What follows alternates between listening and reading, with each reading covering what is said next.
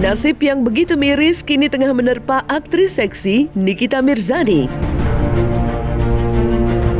Ia diketahui telah menikah siri sejak Januari 2023 lalu oleh sang kekasih Anthony Dedola. Nyatanya, aktris yang kerap disapa dengan panggilan Nyai itu justru ditinggal pergi dan ditalak oleh sang suami lewat pesan WhatsApp.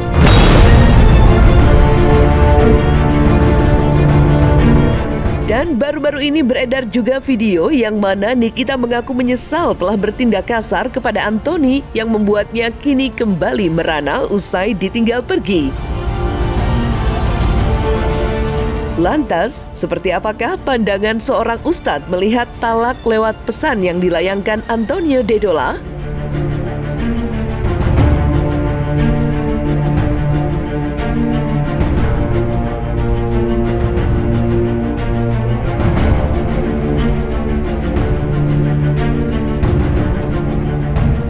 Pun gak apa-apa kalau lu gak punya uang, asal lu bener-bener tidak menyakiti hati gue dengan perkataan lu.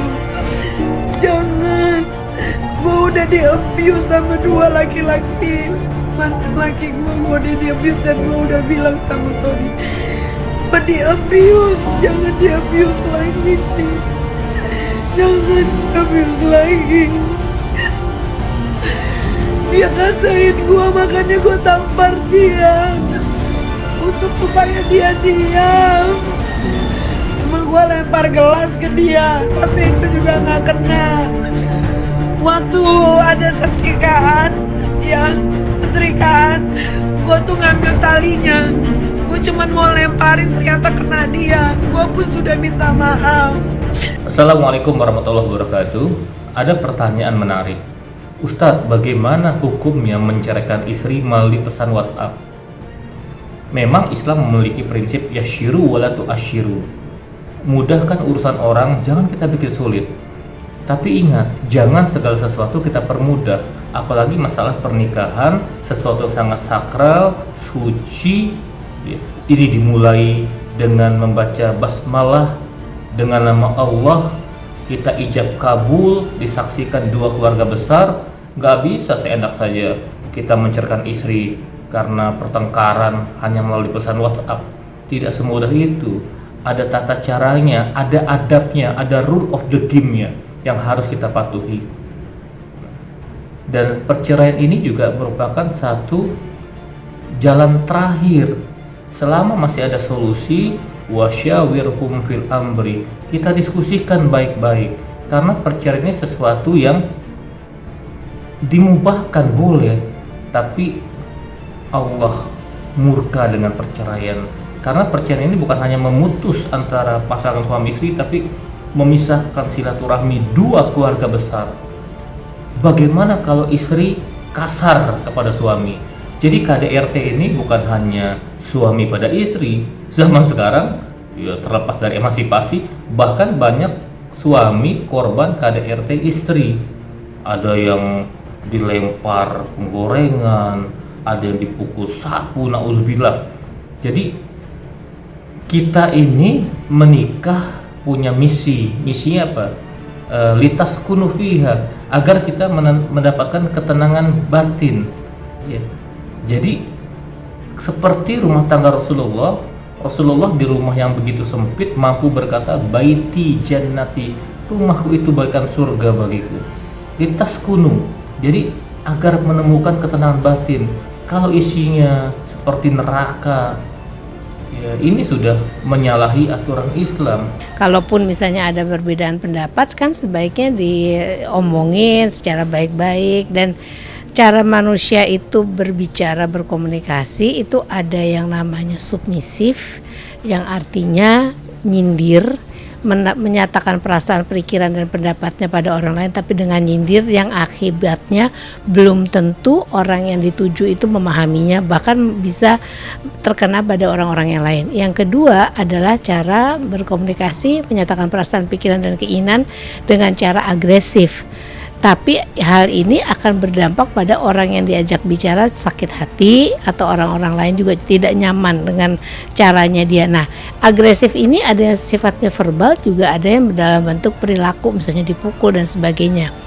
Kenapa bisa terjadi itu? Karena reaktif. Nah, kalau yang terakhir adalah asertif, menyatakan perasaan, pikiran, keinginan, tapi pada saat yang bersamaan itu kemudian mencari solusi dari perbedaan pendapat ini gitu.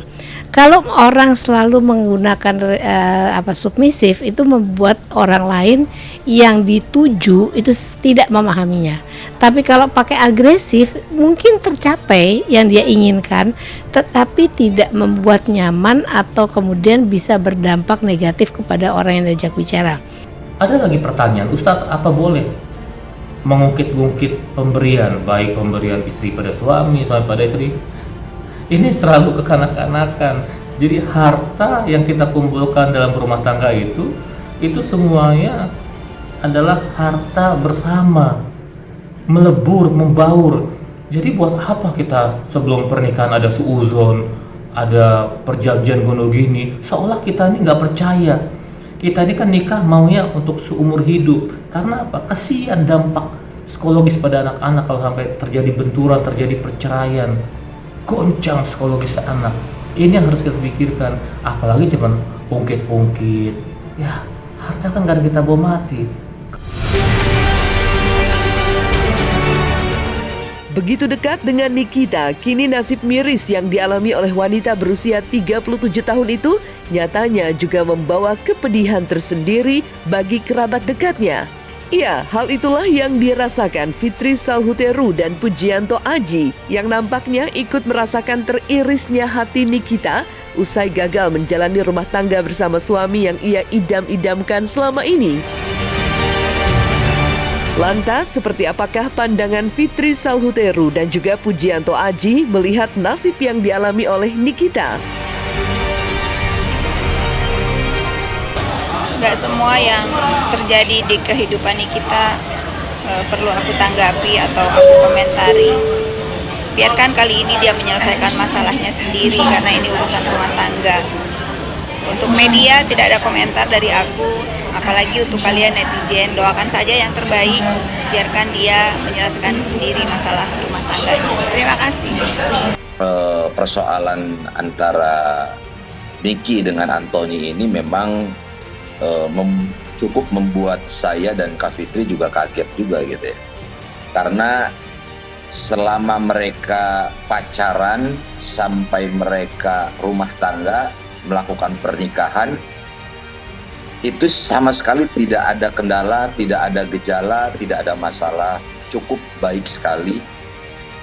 Sikap maupun karakter ya yang ditunjukkan oleh seorang Antoni cukup baik dari awal mula sampai Niki di dalam rutan ya, dalam rumah tahanan, semua di cover, semua di handle, PR pekerjaan rumah segala macem, urusin anak-anak ya sama Antoni. Saya kira tanggung jawab seorang laki-laki sudah ditunjukkan dan begitu nampak dalam diri Antoni semasa beliau masih pacaran sebelum menikah ya, sebelum menikah. Apa yang terjadi hari ini antara mereka ini yang pasti saya secara pribadi dan Kak Fitri tidak tahu secara utuh apa yang menjadi penyebab mereka ini sampai berkelahi, sampai berantem begitu hebohnya, begitu besarnya. Sampai Antoni konon katanya